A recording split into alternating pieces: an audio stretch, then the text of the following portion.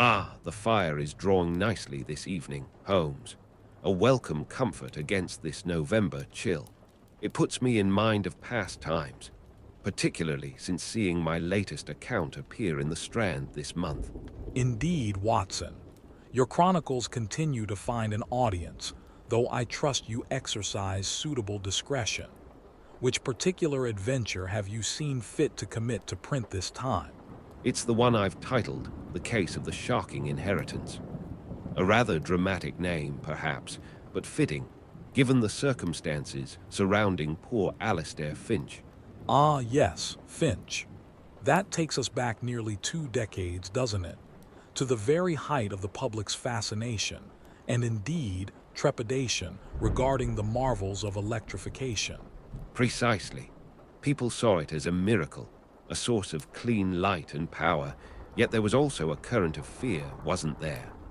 A sense that this invisible force was somehow unnatural, even dangerous, if not properly controlled. An understandable reaction. What was once the domain of physicists and engineers was suddenly invading the drawing room and the study. A potent force, Watson, capable of illumination, but also, as we discovered, of extinguishing life with chilling efficiency. The very air seemed charged with possibility and peril. I recall Inspector Hardcastle's visit quite vividly, Holmes.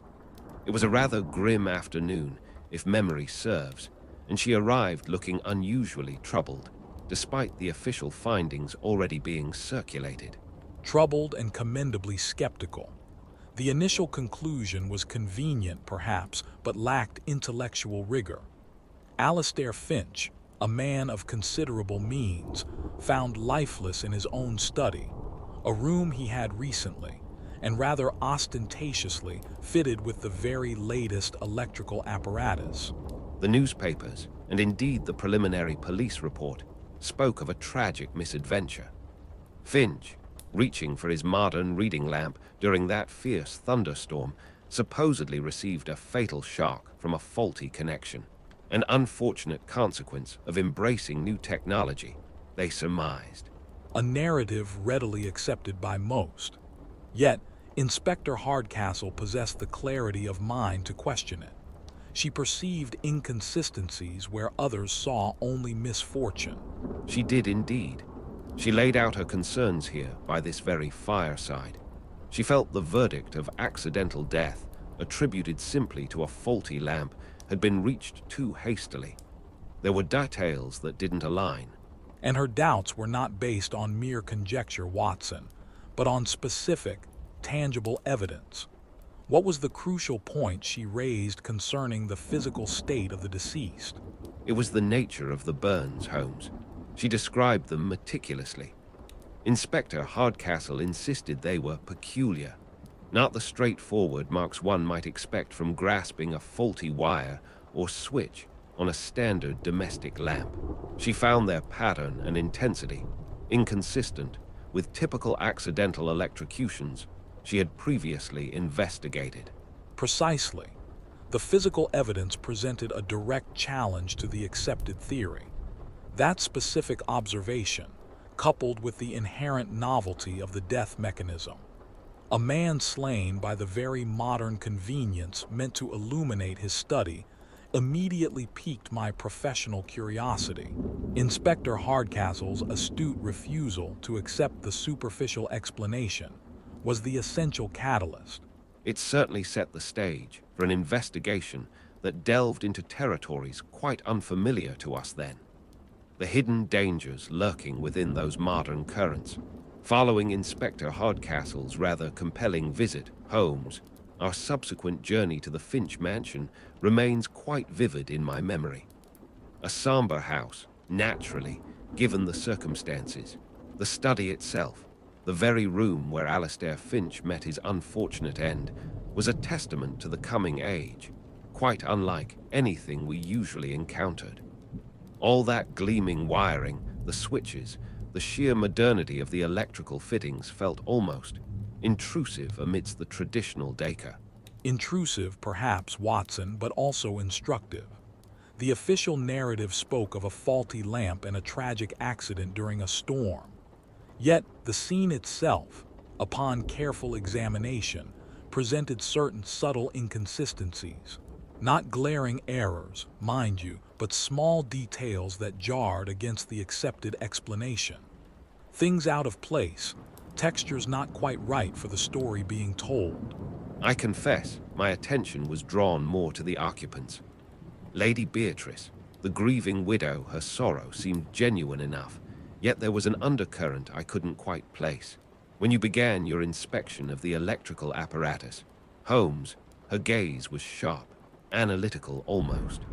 She displayed a rather surprising technical curiosity for a woman consumed by such recent loss. Indeed, her questions regarding the current and the installation betrayed a knowledge beyond mere household familiarity. An incongruous focus, wouldn't you say? Precisely. And then there was the nephew, Reginald Vance, lurking in the background. His presence was heavy with ill-concealed resentment, hardly surprising, given Finch had recently altered his will to exclude him, and wasn't Vance known to possess a rather advanced understanding of electrical engineering himself. He possessed both the motive of disinheritance and the technical aptitude, a convenient confluence of circumstances. The behaviors of both Lady Beatrice and Mr. Vance certainly added layers to the initial puzzle presented by Inspector Hardcastle. It was clear this was no simple domestic accident. And speaking of those early days of the investigation, Holmes, it brings us quite naturally to our guest this evening. Inspector Hardcastle, it's a genuine pleasure to have you join us by the fire. Do draw your chair closer. Thank you, Dr. Watson. Mr. Holmes, it's nostalgic revisiting this particular case. It certainly presented unique challenges from the outset. Indeed, Inspector. The challenge, as I recall, was not merely the crime itself, but the very medium in which it was potentially committed. Electricity was still a realm of marvels and considerable ignorance, even within Scotland Yard. Precisely, Mr. Holmes. Pragmatically speaking, it was a devilish business, trying to explain the potential for sophisticated electrical manipulation to superiors who viewed electrification as little more than a glorified gas lamp. Well, it invited a certain skepticism. More than one colleague suggested I was perhaps overwrought by the novelty of it all. Skepticism you thankfully ignored. But the system itself, installed in the Finch mansion, that was the work of Professor Fleming, was it not? A man of considerable reputation. Professor Augustus Fleming, yes, undoubtedly a brilliant scientific mind responsible for the entire electrical design. His understanding of currents and apparatus was second to none.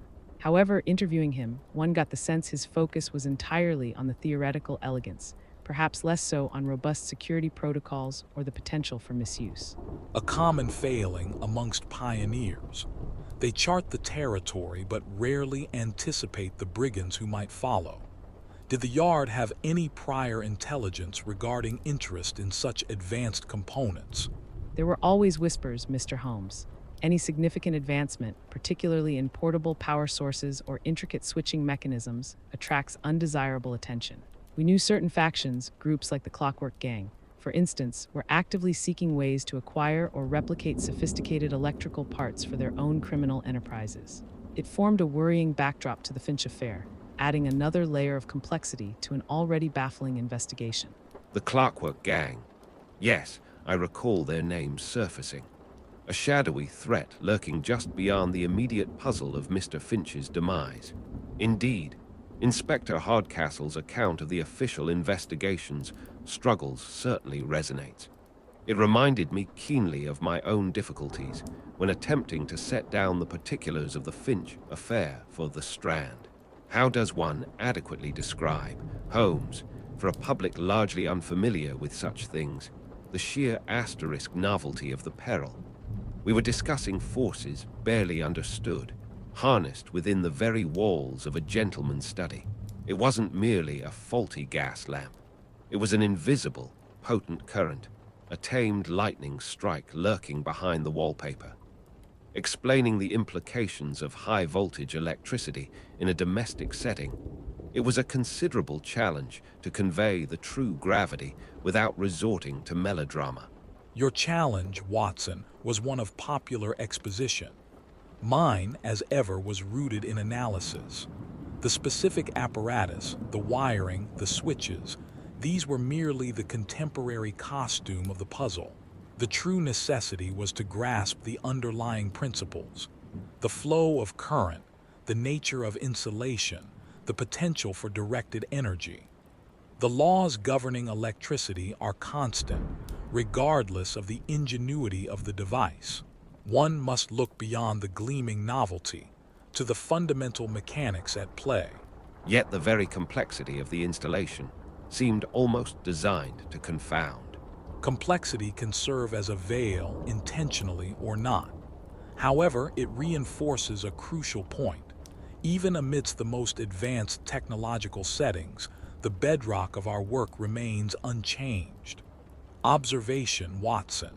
Meticulous observation not solely of the wires and circuits, but of the human element interacting with them.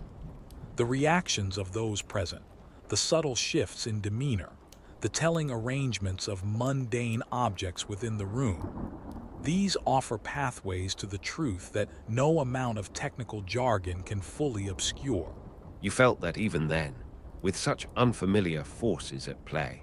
More so than ever, human nature provides the constant thread, and it is often the seemingly insignificant detail, a scuff mark illogical in its placement, a faint discoloration on a surface, the precise location of a household item noted in those initial surveys, which proves most eloquent in the final reconstruction.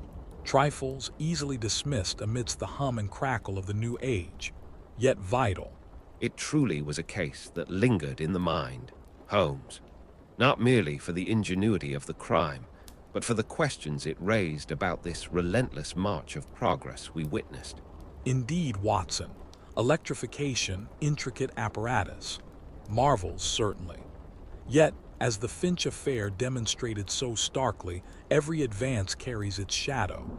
A tool designed for enlightenment or convenience can, in the wrong hands, become a weapon of unparalleled subtlety. And what of the inventors themselves? Professor Fleming, a brilliant mind, undoubtedly. But does brilliance absolve one of responsibility for how their creations might be twisted? It's a question that troubled me greatly as I penned the account. A pertinent question, and one that echoes louder now in this new century than it did even then. The Finch case. It was an early tremor, Watson, a foreshadowing of the intricate, technologically driven crimes that were to come.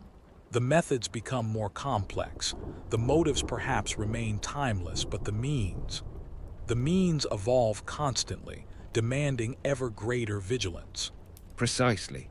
And the full unraveling of those means, the final, quite shocking truth behind Mr. Alistair Finch's demise.